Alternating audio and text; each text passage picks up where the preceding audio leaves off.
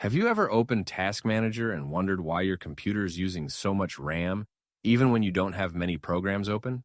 In this video, I'll show you a few settings you can check that may help reduce background resource usage and improve overall system performance on Windows 10 and Windows 11. First, let's check a Windows service that runs in the background. Press Windows plus R on your keyboard to open the Run dialog box. Type services.msc and press Enter.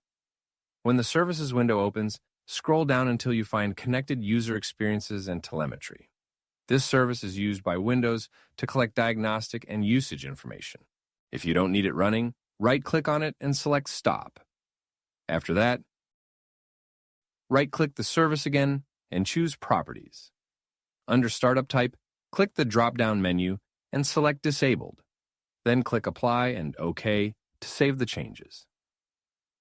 Next, let's adjust a setting that can use your internet connection and system resources in the background.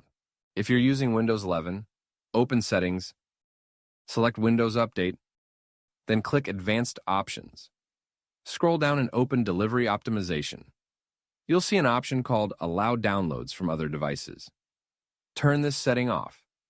If you're using Windows 10, open Settings, go to Update and Security. Select Delivery Optimization and disable the same option. This prevents your PC from sharing update files with other devices, which can help reduce background activity.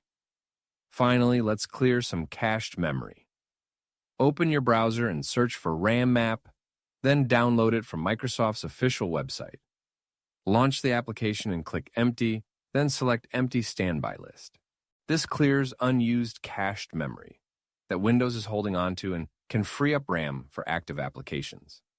Keep in mind that Windows normally uses available RAM as cache to improve performance, so clearing it is usually only helpful if you're experiencing slowdowns or memory-related issues. And that's it. Those are a few simple settings you can check if you want to reduce unnecessary background activity and potentially improve system responsiveness. If this guide helped you, be sure to leave a like, subscribe for more Windows tutorials, and I'll see you in the next video.